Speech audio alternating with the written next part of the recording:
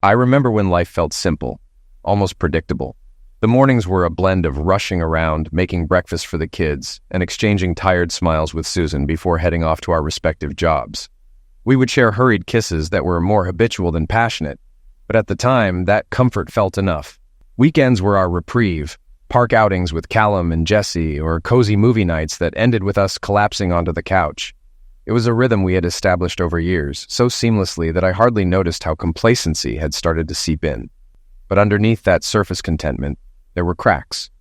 Subtle ones that I brushed off, an exhausted sigh from Susan when she thought I wasn't listening, a shared glance that felt just a bit distant.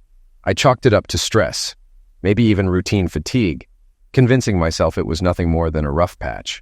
Yet deep down, there was an ache, an inkling that our stable world wasn't as solid as I had believed. I couldn't shake the feeling that change was looming, waiting for just the right moment to upend everything I thought I knew. We seemed like an ordinary suburban couple, balancing satisfying careers with the joys of family life. In our mid-30s, we were content after 15 years of marriage, raising our 2 children, Callum and Jesse. We were known as Paul and Susan. I stood just under 6 feet tall, with a build that had softened from my once athletic form, though my chest remained broad, and I like to think I carried the extra weight well, or at least I hoped so. Susan, a slender redhead, stood 5 feet 5 inches without heels, with an impressive 34C2836 figure that I still admired. I had kept the same group of friends since school, and we continued to meet on weekends, though our activities had become tamer since marriage. While we still enjoyed sports, our gatherings shifted to couple-oriented social evenings and regular outings. Susan often spent time with her best friend Claire and her mother Anna. Claire, who had been Susan's bridesmaid, was a beloved aunt to our children, despite not being related. We grew even closer to her after her divorce from the unfaithful man who betrayed her. She was amazing, full of energy, and deserved better. When Susan and Claire went out, I would stay home with the kids, something I genuinely loved. I played the silly parent, making sure the kids had fun, while Susan played the stricter role, which worked well for us. Susan's behavior had changed recently, and while I carefully tried to ask about it, I couldn't figure out why. Sometimes she felt anxious about money, wishing for a bigger house and lavish vacations. My focus was more on the kids and social life, and I picked up extra shifts to help fund these plans. Susan started pulling away from our friends, spending more time with her mom. Eventually, she admitted she was worried about her. Anna had become a widow 18 months earlier after her husband's passing, and despite our support, she struggled to move forward. Susan devoted herself to caring for Anna, inviting her over for dinner and sharing wine. Although Anna loved spending time with us, she declined invitations to other social gatherings. Over time, I wondered if Susan was creating opportunities for me to spend time with her mom. I didn't mind. We got along extremely well, and I enjoyed her company. At 53, Anna looked much younger and was often mistaken for Susan's sister. I would tell her often that many men would be eager to take her out, which seemed to lift her spirits. Our time together became more frequent, and I thought maybe Susan was helping Anna ease back into talking to men as a prelude to more socializing. It was with this thought in mind that I found myself in one of the most unusual conversations of my life, sitting on the couch watching TV. "Paul, I'm really worried about Mom. She's been struggling so much since George passed. Losing the love of her life has left her unsure of how to move forward. We're doing our best to support her.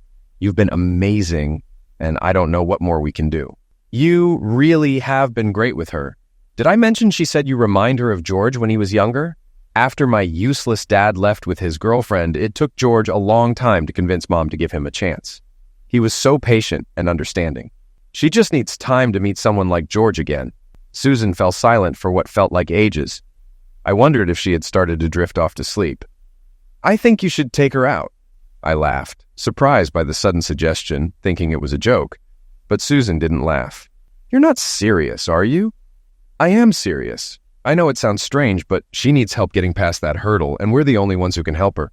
Specifically you, since you're a man. Thanks for noticing, but I'm also her son-in-law. That's not really appropriate. Why not try matchmaking with someone her own age?" "She's completely refused to even talk to another man. You're the only one she trusts." "So, like a friendly outing? Just to get her used to going out again. I could do that, I guess." "Yes, like a date, mainly. But if it goes further than that, I'd be okay with it." "What do you mean?" "She needs to feel wanted, to believe she's still attractive to men." I could do a little flirting.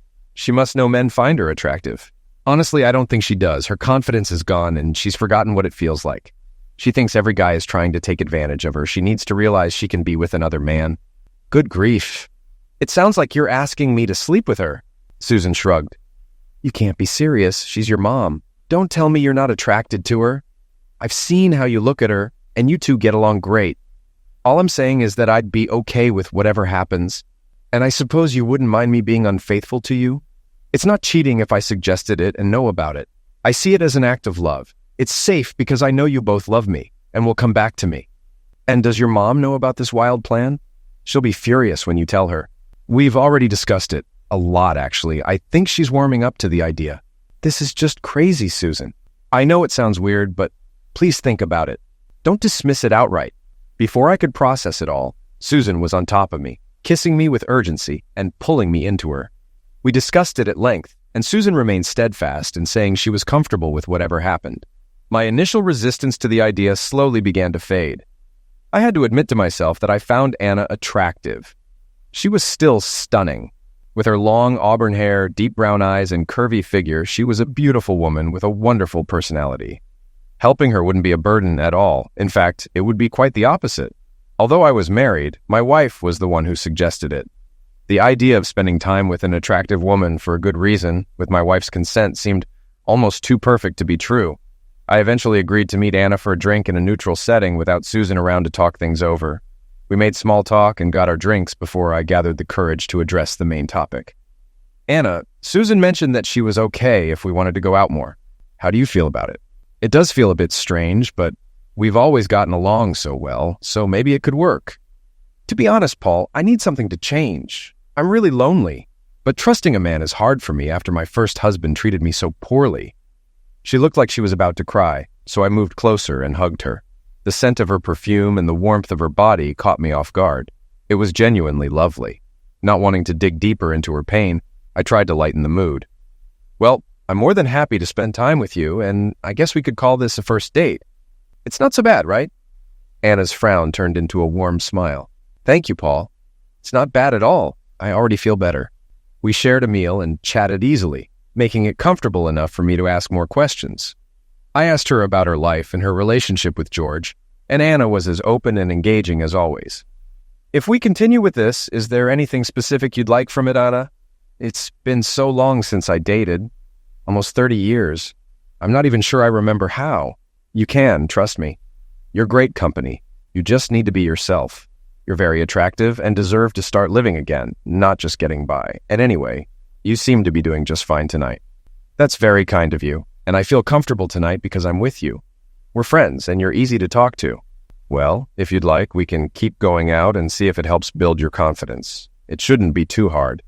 You're a beautiful woman, Anna, and soon enough you'll be turning away admirers left and right. We shared a few meals together, each one relaxed and full of fun. I drove Anna home, and after turning off the engine, I was about to say goodnight when she leaned over and kissed me on the lips. I was taken aback. While it felt awkward, it also sent a jolt through me like lightning. I'm sorry, Paul. I've been wanting to do that for a while. I just couldn't hold back any longer. Don't apologize, I said, leaning in to kiss her properly. It was a long, passionate kiss. When we finally pulled back, I said, Wow, that was quite the kiss. Are you sure you want to keep going with this, Anna? She nodded. Yes, it feels right. And good. And you are open to taking things further? Are you asking about being intimate, Paul? I swallowed, trying to keep eye contact. I guess I am. I'd like us to be intimate. I've talked it over with Susan, and she fully supports it. It was even her idea. A surge of excitement went through me. Not just because Anna was attractive, but her candid, straightforward nature stirred something in me. Clearly, I was the one catching up between the three of us. Would you like that, Paul? Would you want to be with me? I can't deny it, Anna, but I'm not sure if it's the right thing to do. It feels right to me. I don't trust many men, Paul, but I'm a woman who still desires intimacy, and I'm very drawn to you. I'm sure we'd enjoy it. I couldn't help but notice her chest rise and fall as she breathed deeply, which only heightened my awareness. Anna smiled. Look as much as you like, Paul. Everything I have is yours if you want it. I was speechless, overwhelmed by desire and struggling with temptation. My attention shifted when Anna took my hand in hers. What about you, Paul? If this is a one-time thing, is there something you'd want from it? Maybe a fantasy Susan hasn't fulfilled? An image came to mind before I could stop it, making me stammer. No, nothing like that. Anna's smile was warm and reassuring. I know you're not being entirely honest. I promise I won't share it with anyone. Please, tell me your fantasy. I really shouldn't. There is one thing, but it's awkward to bring up. You might think it's disrespectful to George. Is it the idea of the widow in black? My eyes widened in surprise. Oh my, it is. Tell me more. Okay, I'll admit that idea has crossed my mind. Have you seen Monica Bellucci, Inspector? You remind me of her a little. I'm sorry, it's just a silly fantasy. I wish I looked like her, but thank you for the compliment. So you're into the whole black lingerie, seamed stockings, and heels look? I'm sorry, it was silly to mention. No need to apologize. Let me share a little secret. George used to buy me lingerie, and I loved dressing up for him. I have plenty of it, along with various outfits. I'd love to bring your fantasy to life. My mind was racing. Wow, really? That would be incredible. Well, if we're going to do this, we should do it right. I already have everything I need, and you'd be helping take care of a widow's needs. If I'm wearing that, I want you in a sharp suit and to have dinner at a fancy restaurant. How about Friday? I was still in a daze as we said goodbye with another lingering kiss. Sitting in my car, I tried to wrap my head around what just happened, mainly reminding myself that Anna was eager for this to happen and anticipating how Susan might react. When I got home, I expected Susan to be upset as I summarized our conversation, though I did leave out the detail about the widow fantasy. To my surprise, she was very calm, partly because Anna had already called her, and she knew we had set up the date. Susan was completely okay with it. I lost track of how many times I offered to cancel, but she was insistent that I shouldn't. This was exactly what her mom needed. She even helped me get my suit ready and iron my dress shirt, making the whole situation feel surreal. She kissed me as I was leaving and shocked me when she said she'd see me the next day. This was not just a date, but an overnight stay. Wow. I waited in the upscale restaurant, feeling a bit self-conscious in my suit and with nerves making my stomach churn. I'd be lucky to keep any of the pricey food down at this point. Then I saw her, and I was stunned. She spoke to the maitre d', who seemed quite taken with her. I watched her profile as she moved, noticing her curves and the subtle seam in her black stockings as she walked toward me. She was the embodiment of my fantasy. A tailored black jacket hugged her frame over a white satin blouse that struggled to contain her curves, the fabric pulled taut and buttons straining. A fitted pencil skirt outlined her thighs, and her stiletto heels clicked against the marble floor as she approached. As she got closer, I noticed she was wearing more makeup than usual, including bold red lipstick and matching red nails. Her hair was pinned up, highlighting her height and elegance. I quickly shut my mouth to avoid looking like I was about to drool. She smiled at me. I take it this meets your approval, Paul.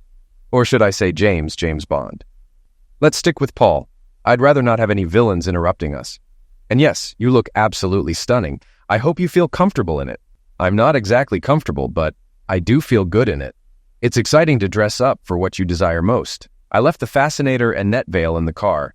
It felt a bit excessive for the restaurant. I'm flattered.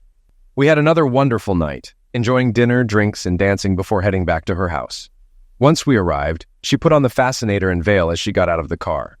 Now, she embodied the classic widow look, fulfilling my dream.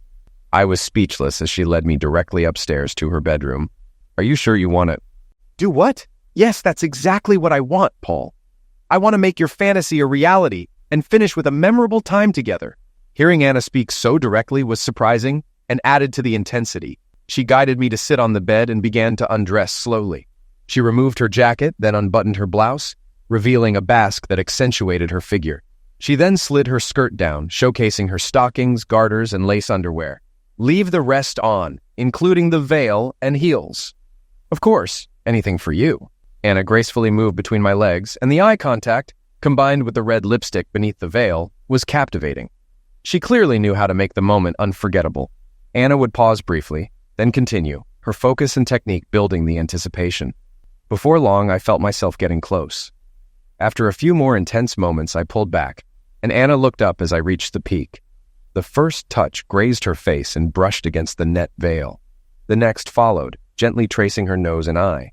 She parted her lips, and the remainder settled there and on her chest. As she drew herself closer, she cleaned me thoroughly, the sensation almost overwhelming. Well, you really are full of surprises. That was incredible. Are you sure Susan isn't going to be furious with me? Anna laughed. a warm, deep sound. If she is, she'll have to answer to me. This was mostly her idea. I wouldn't have dared suggest it on my own, but she believed it could help me. And she might be right. I haven't felt this alive in a long time. Then we should make the most of this opportunity. Already ready to go again? Absolutely. You've had me on edge since you walked into the restaurant. Good, because I'm up for it if you are. We can go all night. I love this time with you and am yours in any way you want. Anna stood up, turned around, and adjusted her attire before leaning forward over the bed. Why don't you fill me up with that amazing body of yours? Don't worry. I'm going to give you exactly what you deserve. I positioned myself at her entrance, slowly pressing forward and feeling the heat as I entered. Anna let out a moan. She felt so tight that I paused for a moment, letting her adjust before moving in a gentle rhythm. I reached around to cup her chest with one hand while the other found her sensitive spot, making her jump slightly before she settled into the sensation. The sensation was incredible. I held her hips and added a few light slaps, enjoying the way her suspender belt moved with each thrust. I could tell she was nearing a powerful climax, her body shaking and twisting as she reached her peak. That pushed me over the edge, and I followed, releasing into her as she buckled beneath me. When I finally pulled away, I saw the evidence of our passion slowly trailing down her thigh. We collapsed, catching our breath as I rested on her back. Wow, I didn't realize how much I needed that. I planned to keep you busy all night, she said with a laugh. We continued later that night and even the next morning. She was full of energy and incredibly vocal, both urging and praising. I felt entirely captivated by her. I returned home with mixed emotions, unsure of what to expect as I stepped carefully inside.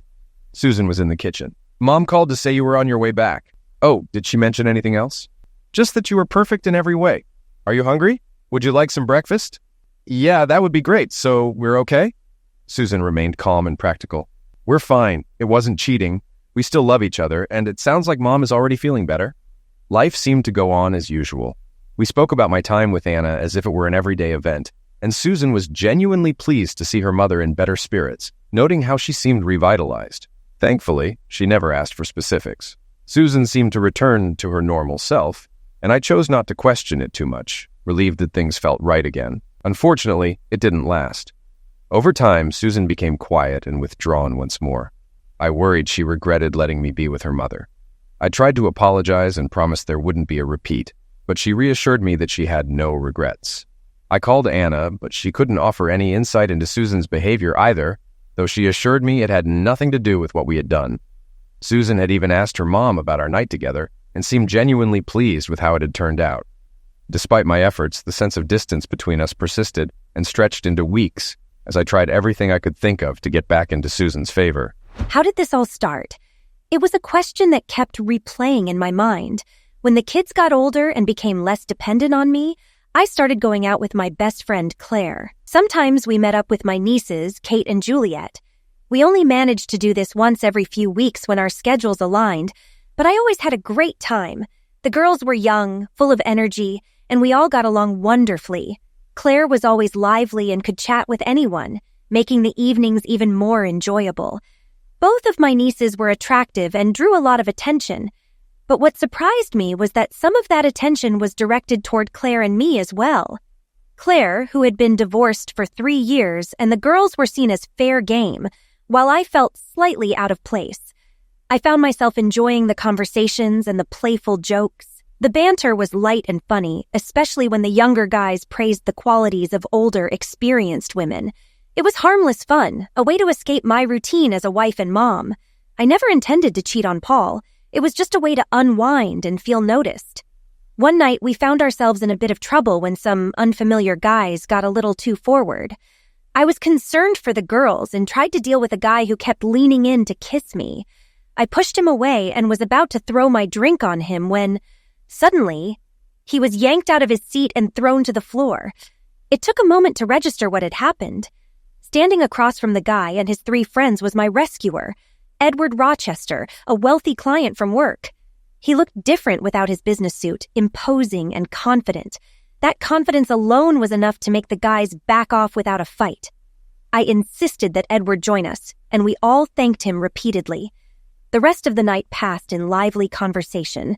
His stories were captivating. He had lived in various countries and had a successful career. But despite his interesting tales, He spent most of the time asking about us and encouraging the girls to pursue their dreams. He was inspiring. Kate and Juliet seemed completely taken with him, and I couldn't blame them. He was charming, handsome, and on that night, our hero. I saw him at work the next day, which was unusual since he typically only visited every couple of weeks.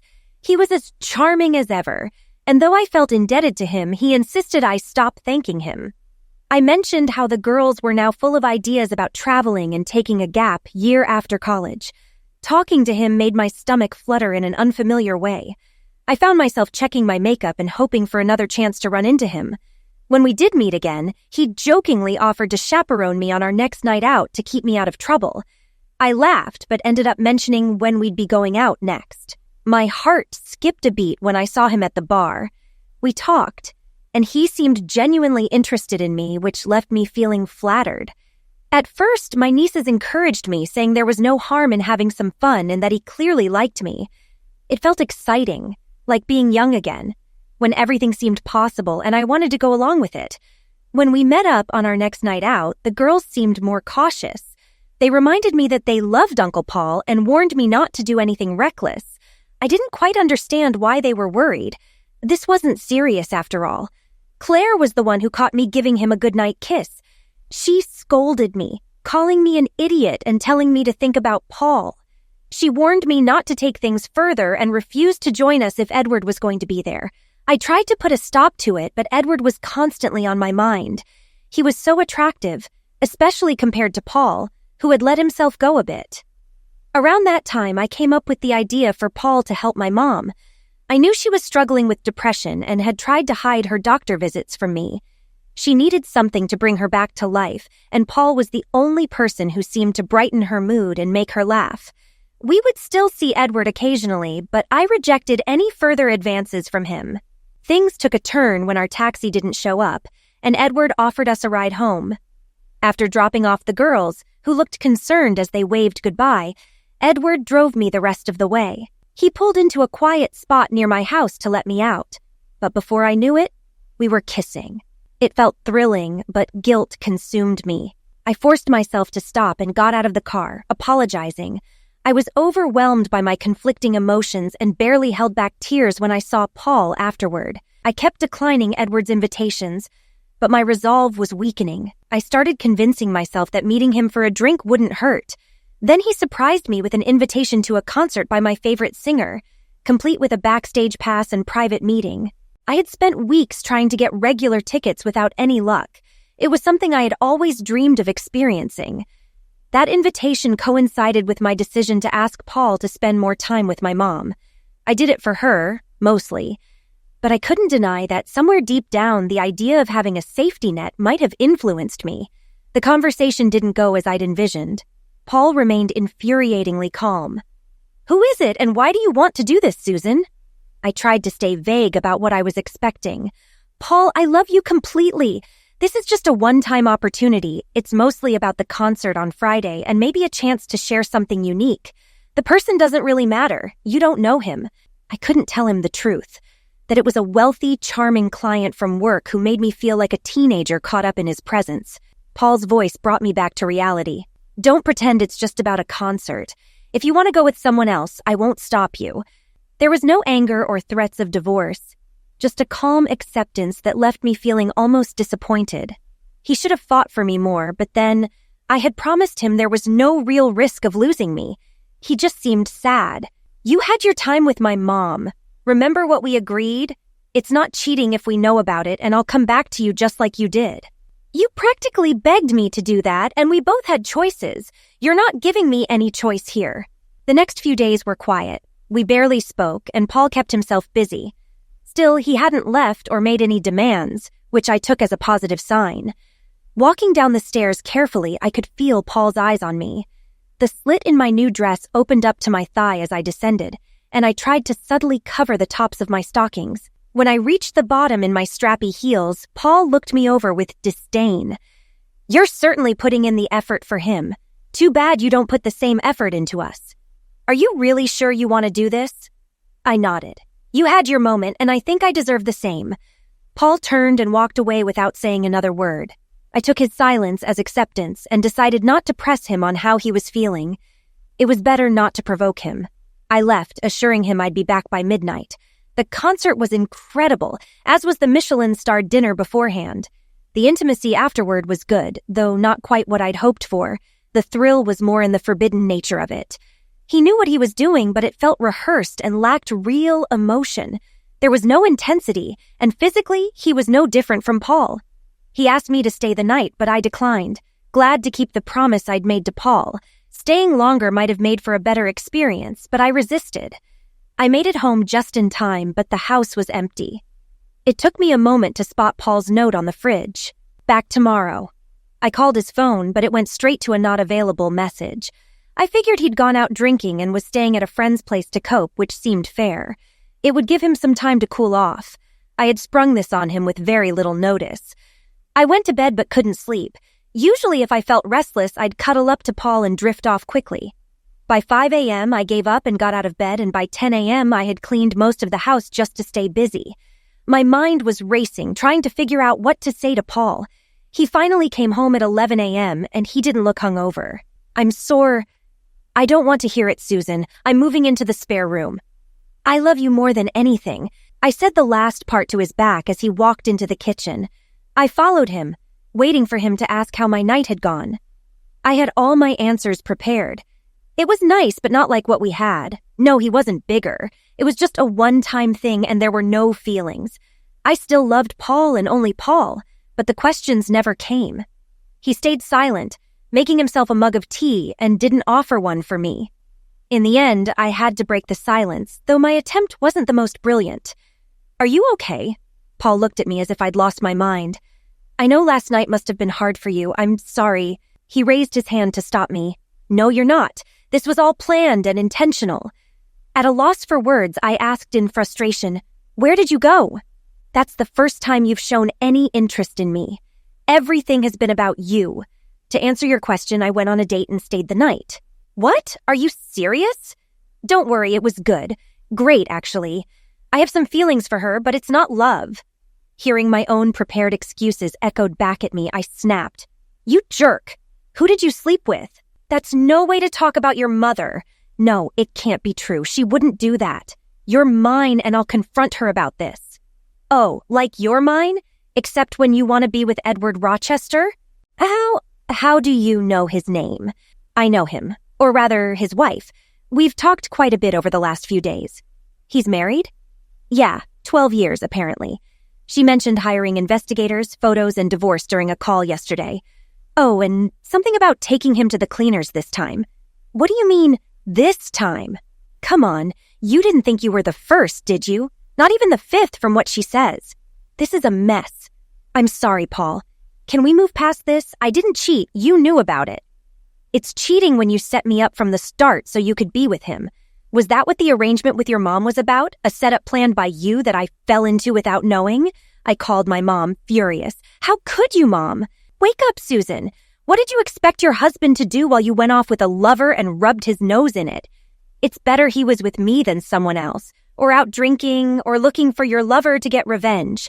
At least I could speak positively about you. How was he? Emotionally, I mean? How do you think? He was devastated and seems to know far more than you realize. Did you set this up just to have an affair? It wasn't really about me, was it? It was, Mom. I thought Paul would help you. I didn't know things would go this way with Edward. Well, I'm not sure I believe you, and Paul probably won't either. And by the way, what are you thinking? Paul is amazing in bed. Really? It felt like our intimacy life had become routine. Then you need to step it up, girl. He wasn't routine with me. Quite the opposite, actually. He's very attentive and adventurous. I've never known a man to be so considerate or enthusiastic about certain things. Mom, please, too much information. Paul glared at me. Why did you do it? That was the question I had dreaded.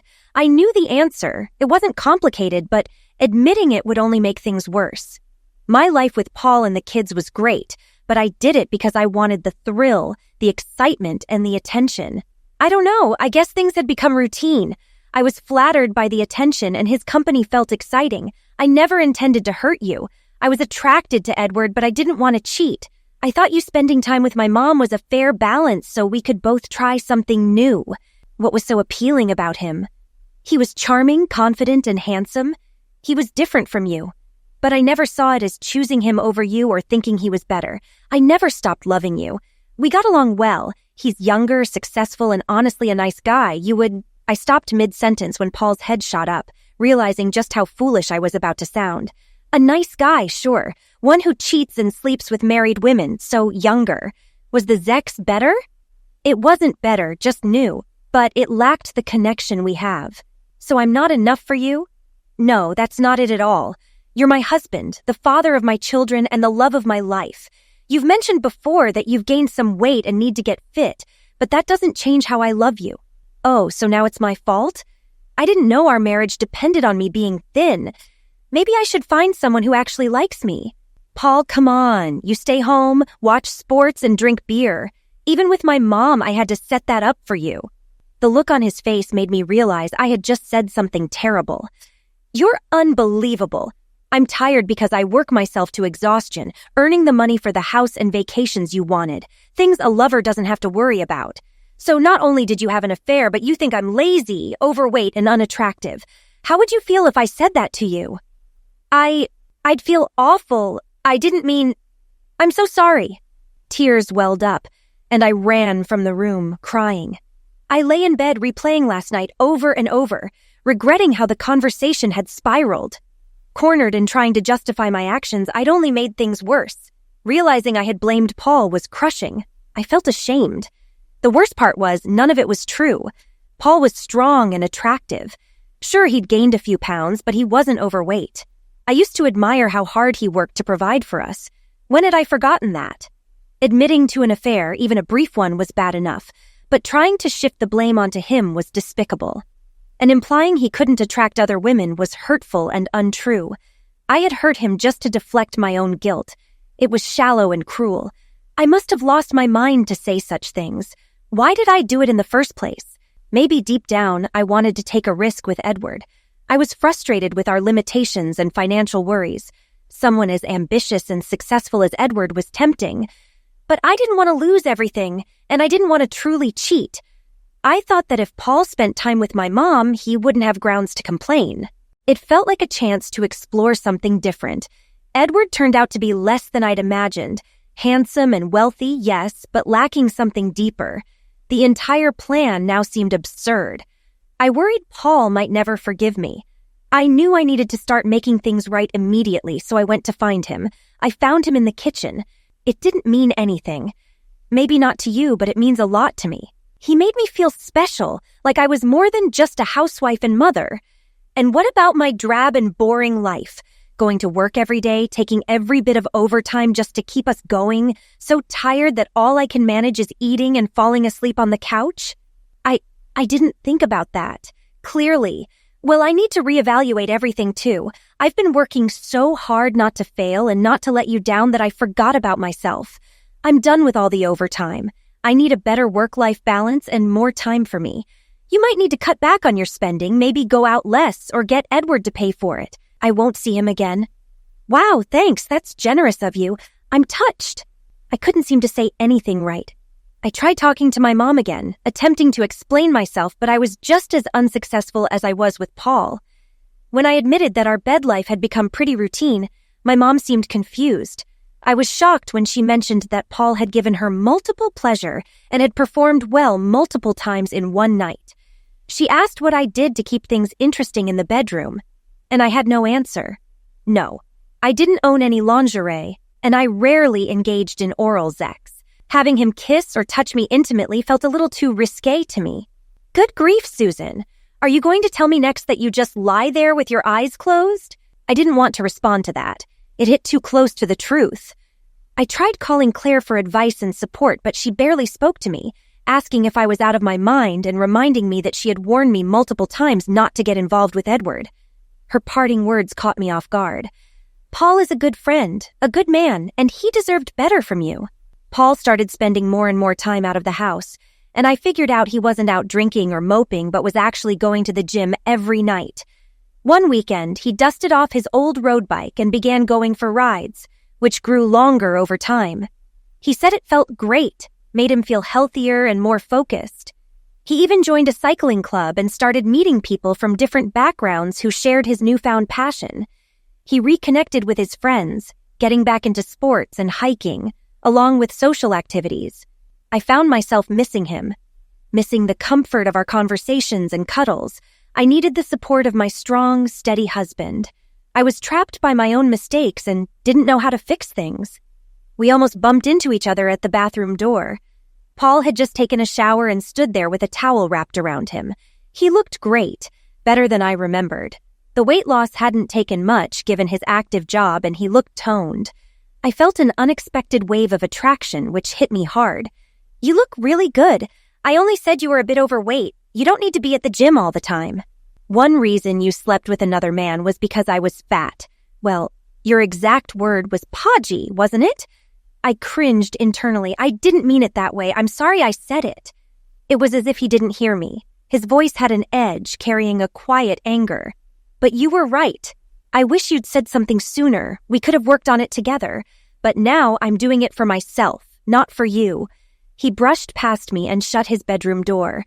The counseling started in a typical manner with the question of what we wanted to achieve. I answered, "I want to repair the damage in our relationship, rebuild the trust and love, and get back to how we used to be." "Okay, we'll explore that further. And you, Mr. Edmonds?" "I want a partner who respects me, someone I can trust." I felt relieved. It seemed like we wanted the same thing and he was still open to staying together. I already respected him and believed I could earn back his trust. Then Paul continued, "But I don't want to go back to the way things were. It would be foolish to repeat the same mistakes that got us here. Susan called me fat and lazy, and that lack of respect allowed her to cheat. As for trust, I don't know how I could ever feel that again." The counselor asked if I wanted to respond. I was stunned, trying to process his words, but I managed to speak. "I didn't see it that way. It wasn't a logical decision. Maybe there's some truth to what you're saying. I lost sight of all the good things and everything you do for us, but I never stopped loving you. Maybe you do love me, but you made it clear you weren't attracted to me." "That's not true. I am attracted to you. You look incredible." "And what if I gain a few pounds again or get worn out from work?" "Nothing would change.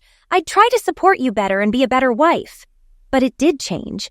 You didn't like what you saw and looked for something else, someone younger, fitter, and probably with a bigger—" "He wasn't bigger. And it wasn't about that. We are good together." "Is the lovemaking what you can't get past?" "It's everything. But yes, you made sure I knew you enjoyed yourself, so the emphasis on the sex is part of it. It wasn't like the love we have. I think I deserve someone who finds me irresistible and can't wait to pull me into bed, the way you did with him." "But I do find you attractive." "Do you? Honestly, you never put much effort into our bedroom life. Most of the time you just lie there like I should feel grateful for being close to you. When was the last time you pulled me into the bedroom? Why does it always feel like I'm asking for a favor?" "What? Seriously, I thought our intimacy life was good." "Yeah, my experience with Anna made me realize there was no passion. Maybe that's what you were searching for. Maybe you were different with him." "But I wasn't different. It was like it is with you." The counselor suggested a break to let us cool off. I was still trying to process what Paul had said and remembered my mom's advice about upping my game. I knew we needed to move forward. Going in circles wouldn't help. "Paul, I'll keep saying this. I'm sorry. I will never do anything like that again. It was selfish and foolish." "Yeah, but I bet it's a memory you'll want to hold on to, your guilty little secret. Or will you share it as fond stories and jokes with your friends?" "I wouldn't do that. I just want to move past it. We can't keep hurting each other. I want us to really come back together." Paul paused, clearly processing something. "I'm not trying to hurt you, but I need to focus on what's right for me, not just for you. In some ways, you were right. I don't like who I am, and I need to figure that out for myself." "How can you think that? You're the best man I know, strong and caring. I didn't mean any of what I said. I was looking for excuses. It's my fault you feel this way. Let me help fix it. Maybe you could have before, but not now. You're making it harder, not easier. I need to respect myself first. A lot of my strength came from being with you, and maybe I became too dependent. Please don't say that. I'm still here and would do anything for you. I never thought it would come to this." The sessions didn't help. He just couldn't get past what I'd done. That was difficult enough. But what really hurt was that he couldn't let go of the things I'd said to justify my actions.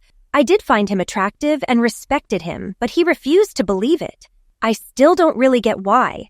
I can blame being a mother, boredom, or losing sight of things, but the truth is the opportunity was there and I wasn't strong enough to turn it down.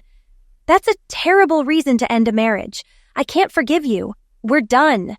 I want a divorce.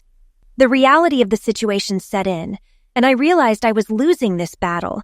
I understand. I'm really sorry. I still love you and would do anything to stay together, but I see that's not possible now. Paul looked at me, unsure, likely wondering if I was just trying to bluff or if I was truly letting go. So, you win. You had your fling with the rich guy and now you're free to run off with him. I'll be stuck living in a tiny place, barely able to afford it, seeing my kids once a month, and you'll probably make even that difficult. What did I ever do to deserve this? I would never do that to you, Paul. I still love you. I'll agree to whatever you need financially. You're a great dad, and they need you now more than ever. You could see them whenever you want. I know this is all my fault. Those words seemed to catch him off guard. He looked confused, nodding with uncertainty. I decided to go along with whatever Paul wanted, including starting the divorce. I would comply, but not fight too hard, and was determined to stay friends with him. I hoped that over time his anger would fade. If I handled the separation perfectly, maybe, just maybe, I could win him back. Paul was such a good man and remained fair during our initial separation. I stayed in the house with the kids, supported by his payments. He had visitation every other weekend, but I encouraged him to spend as much time with the kids as he wanted, which he truly appreciated. I was determined to stay strong and survive, even if this ended in divorce. I was independent and attractive. I kept in touch with Edward, who was speeding toward his own divorce and trying to minimize the damage. He wanted us to be together. At first, I thought of him as an upgrade from Paul, but that idea shattered when I learned he was married, turning him into a fallback option at best. Things with Edward went downhill quickly. His arrogance and superiority came out fast, and it was no surprise his wife told me I was welcome to him. He didn't have as much money as I assumed, and he stood to lose most of it in the divorce. Who has 5 kids these days anyway? Edward soon seemed like a poor substitute for Paul. It made me appreciate what I had taken for granted. I'd forgotten how much I relied on Paul's quiet reassurance and emotional support. He was so easygoing and never complained about what I suggested. Paul and I managed to remain on good terms and stayed friendly. I noticed he still glanced at me now and then, so I dressed to catch his attention more. One night, I saw Paul out with the group of friends we used to join for social outings. I kept glancing over, but he hadn't noticed me yet. He was as reserved as ever, but when he spoke, people listened and laughed, making him the center of attention without much effort. He looked great, slimmer, tanned, and like he'd received some style advice from a woman. I wondered how I had once focused on the negatives and minor annoyances while overlooking the good. I missed so much about him. His unwavering support, his unconditional love, and frankly, he looked amazing sitting there. When he went to the bar to get more drinks, I gathered the courage to approach him. "Hi, Paul." He looked surprised but quickly composed himself. "Hello, Susan. It's nice to see you." "Thank you, you too. It's good to see you out with friends." "I've always done that. You just stopped coming out with us. You should come over and say hi to everyone." I hesitated, unsure of their reaction. Paul was always well-liked, and I knew I had let him down. "I can't do that. I'm embarrassed because of what I did. They'll be fine with you. No one took sides, and I'm sure they'd be glad to see you." In just a few words, Paul made me realize everything I had lost, and I knew I wanted my husband back at any cost. Thankfully, we were only separated, not divorced, so I still had a chance. He had just been so kind to me, which had to mean there were still feelings there. "Do you have to be so perfect, Paul? Can't you let me have something to hold on to? You're allowed to be bitter and angry with me. I deserve it." "We have kids, Susan. We need to move forward and be good to each other for their sake." "I always knew you were a good man, Paul. I didn't realize you were practically a saint." "Not quite. Remember your mother." "Yes, but even then I practically begged you to do it, and you always did what I wanted." I ended things with Edward for good. It was time to stop playing both sides and focus on winning back my husband. Strangely enough, Edward didn't seem to care at all. He even had the nerve to say I was his biggest mistake and that he lost his wife over a terrible fling. What a cheeky comment. I made sure to spend more time with Paul and the kids. He was an amazing father, so protective and caring, always making them laugh and showing a level of patience I couldn't match. We talked more, and I often kissed his cheek when he left with the kids. I stayed away from dating and made sure Paul knew that. I also let him know that plenty of men were interested in me, but none matched the standard he had set, and that was true. My plan to win Paul back was working, and I knew the idea of being a united family again was powerful for him. If I could get him back, I would be the best wife possible. I even had my mom talk to Paul while I listened on speakerphone. She started by admitting I had been foolish and knew it. I just can't get over it, Anna. It's more about the trust than the sex. She completely blindsided me. She loves you, Paul. Please go back to her and the kids. She was reckless and selfish, but she's devastated. I'm genuinely worried about her. She needs you. I nodded silently, agreeing. The things she said, I don't even know if she likes me. Fat, lazy, all that nonsense. My mom gave me a stern look, making sure I remembered my mistakes. You know she didn't mean any of that, Paul. She was just trying to justify herself. Please go back for the kids or as a favor to me. I like you, Anna, and you're the most attractive woman I've known. But what we had showed me that something was missing between Susan and me. I just don't think she was ever truly passionate about me, which is probably why she set us up and cheated. I almost shouted, no, but held my tongue. I'm sure that's not true, Paul. If it would help get you both back together, we could work something out. I did enjoy our time together, Anna, but that wouldn't be right. Maybe if I had resisted more, Susan and I would still be together. Besides, you deserve to find someone special to share your life with. You'd have no shortage of suitors. That's kind of you, Paul. Thank you. Our time really did mean a lot to me. After the call, my mom reminded me that I was married to a wonderful man and suggested it might be better for us both to move on. My plan to use my mom as leverage had backfired, showing Paul what he had been missing intimately. It was infuriating and completely frustrating. I wanted the chance to spoil him, win him back, and reignite the passion between us. Despite my efforts to win Paul back, the divorce process kept moving forward. We were set to meet at a restaurant to sign the papers, but I had a different plan in mind. I wore a designer dress, new lingerie, and heels, wanting to look my best. I noticed Paul's gaze on me, sending a shiver through me. Nice outfit. Is that to show off what I'm losing, or are you just here to gloat? There's no gloating here, Paul. The outfit is for you. I want you to notice me again. Paul looked puzzled. Let's just get this over with. I've already signed the papers. Here, take them. Maybe we shouldn't sign them yet. You've got to be kidding. What are you talking about? I'm talking about staying together as a family. We're meant for each other. I don't want to see anyone else, and I'm hoping there's still a chance for us. I love you. It's that simple. I didn't realize how much until now, and I was a fool to risk losing you. Deep down, I know you still love me too. I was never enough for you. You always wanted more things, more money.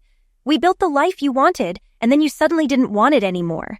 You stopped spending time with our friends and preferred shopping and nights out with your girlfriends. None of that matters to me now, Paul. I just want our family back. Quit your job if you want. We'll find a way to make it work. I'm happy with my life now. You weren't, so there's no point going back. I want our life together more than anything. My time with Edward was a terrible mistake. I'd do anything you wanted, even in the bedroom. I should have been more open with you instead of looking elsewhere. Even my mom still speaks highly of you. Until the next wealthy, charming man shows up with a smile and a credit card.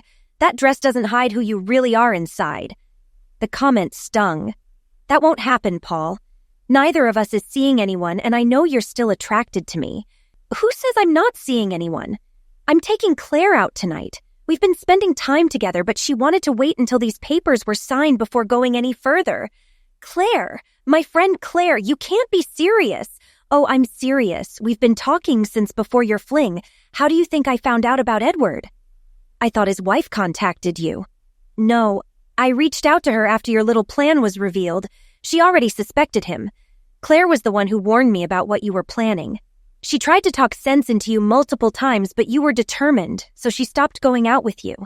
She thought telling me would stop it, but we both underestimated how stubborn and selfish you were. I was speechless. I couldn't believe Claire had told him and was now with him.